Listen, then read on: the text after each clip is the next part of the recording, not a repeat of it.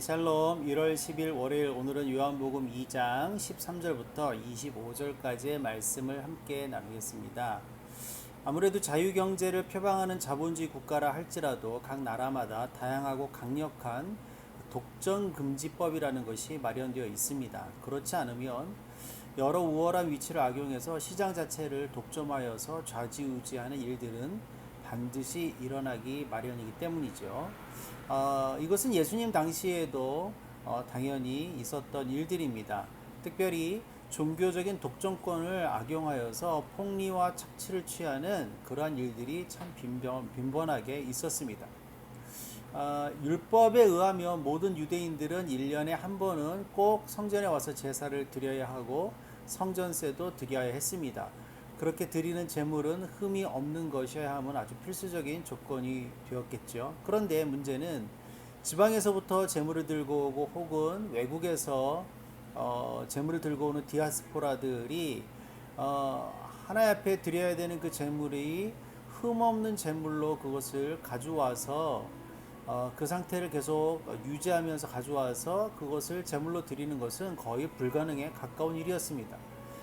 이 점을 제물의 적합 여부를 판결하는 권리를 독점하고 있는 예루살렘의 종교 지도자들, 제사장들, 레위인들을 의미하겠죠. 이 사람들이 이 점을 악용했습니다. 그들은 온갖 이유로 모든 제물의 퇴짜를 놓고 자신들이 뒤에서 귀업하여서 키운 제물들, 소나 양과 염소 또 비둘기들을 사도록 하였습니다. 그 제물만 합격을 받는 그런 구조를 만들어 놓은 것이죠. 또 성전세는 당시 가나안 지역에서 통용되는 화폐로 반세겔이 드려져야 하는데 그 외의 화폐는 성전세로 드릴 만한 화폐로 인정되지 못했습니다.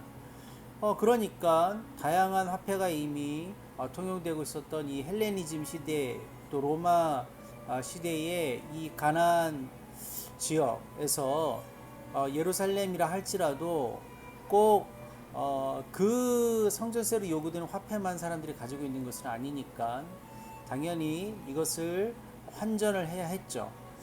이렇게 이런 것들을 또 악용하여서 환전상들이 또 준비가 되어 있었고요.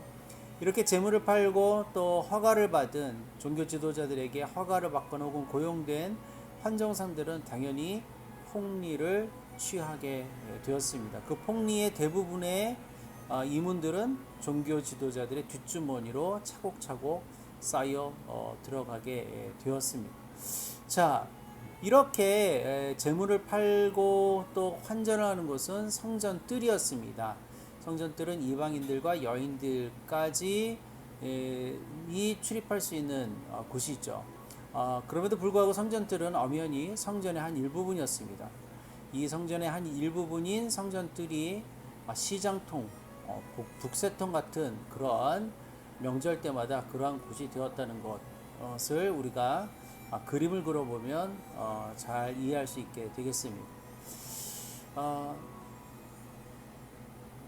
명절마다 이런 일들이 일어나고 또 그런 일들이 결국은 종교 지도자들의 독점권을 사용한 종교 지도자들의 뒷배를 채우는 일들로 악용되는 것들, 이것이 참 불합리한 것이고 또 불의한 것이었지만 어느 누구도 여기에 대해서 이의를 제기하지 못했을 것이고요.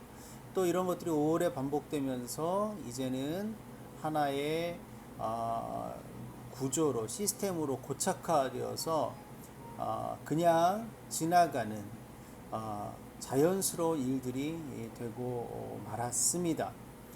그러나 예수님에게만은 그렇지 못했습니다. 예수님은 이 장면을 보시자마자 아주 크게 화를 내셨습니다.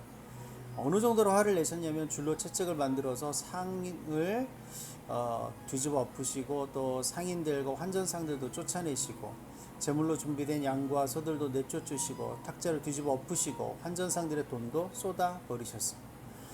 이런 폭력적인 예수님을 우리가 어떻게 받아들여야 할까요? 일단 분명한 것은 예수님이 줄로 채찍을 만들어서 상을 엎거나 짐승들을 흩트는 데 사용하신 것이지 환전상들이나 상인들을 직접적으로 때리거나 그들에게 폭력을 가하는 일들은 아니었다는 것입니다. 아, 예수님이 이렇게 외치셨습니다. 이것들을 여기서 치우시오.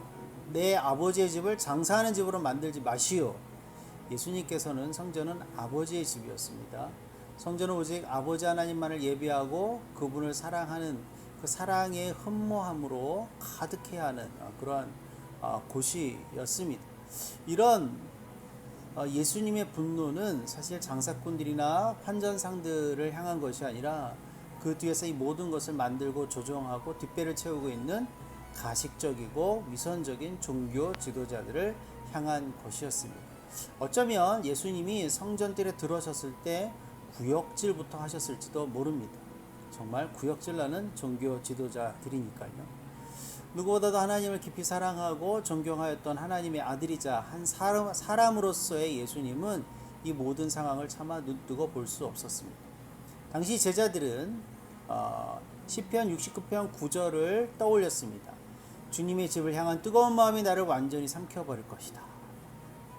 예수님의 그 뜨거운 마음이 분노가 되어 저 밑에서부터 솟아 올라온 것이죠. 그것은 어찌 보면 당연한 것일 수도 있습니다. 그 분노는 우리가 갖게 되는 그런 분노와는 차원이 다른 거룩한 분노였습니다. 예수님은 하나님과의 본체십니다. 창조주이심과 동시에 심판주이시기도 하십니다. 심판주 예수님께서 이렇게 분노할 자격이 충분하지 않겠습니까? 이것은 어느 누구도 반박할 수 없는 사실이기도 한 것입니다. 예수님께 불의의 일격을 당한 종교 지도자들은 뉘우치기는커녕 더 뻔뻔하게 예수님을 공격합니다. 선생이 이런 일을 하시는데 증표로 우리에게 뭘 보여줄 수 있나요? 18절이죠. 말인즉 도대체 한낱 시골뜨기에 불과한 네가 무슨 자격으로 이러느냐라는 질문이자 나아가서 협박이었습니다. 이 성전을 무너뜨려 보시오. 그러면 내가 3일 안에 그것을 다시 일으켜 세우겠어. 이것이 예수님의 대답이었습니다. 그러나 당시에는 아무도 예수님이 이 말씀을 이해하지 못했습니다. 제자들마저 예수님께서 사흘 만에 부활하시고 나서야 이 말씀의 의미를 깨달았을 뿐입니다. 성전에는 하나님의 영광이 충만합니다. 그렇다면 하나님의 영광 그 자체이신 예수님은 성전 그 자체가 되시기 때문이기도 합니다. 그러기에 예수님의 분노가 더 컸던 것입니다. 제사장, 레위인, 율법학자들은 백성들이 하나님을 온전히 섬기는 일을 돕도록 부름받았고 구별된 이들입니다. 그러나 그럼에도 불구하고 이들은 하나님의 성전을 강도의 소굴로 만들어 버렸고 하나님의 이름을 팔아먹으며 그 배를 기름으로 채우는 일들, 그리고 또 이런 일들을 세습하였습니다. 겉으로는 하나님을 섬긴다고 하면서 속으로는 철저히 하나님의 이름을 망령되이 일컫는 일에만 몰두한 위선적인 사람들이었습니다. 결과적으로 그들은 될 수 있으면 한 명이라도 더 하나님으로부터 사람들을 멀어지게 하는 일에 앞장서는 일을 하게 된 것입니다.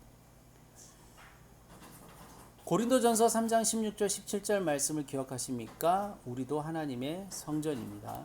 우리 안에 하나님의 영이 자리 잡고 있기 때문입니다. 그러나 예수님 당시 종교 지도자들처럼 우리도 어느새 부지불식간에 믿음이라는 명목으로 하나님의 성전을 더럽히는 사람들이 될 수 있음을 명심해야 합니다. 교회 오래 다니고 직분을 가지고 있다고 또 목사라고 장로라고 자랑할 것이 아닙니다. 오히려 두려워하고 떨어야 할 일입니다.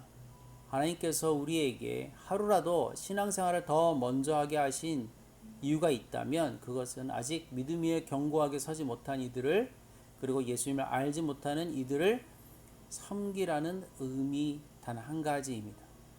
그것이 우리가 하나님의 이름을 망령되이 일컫지 않고 하나님의 영이 머무시는 하나님의 성전으로 살아가는 진정한 모습이 아닐까요? 오늘도 복된 하루 되세요. 샬롬.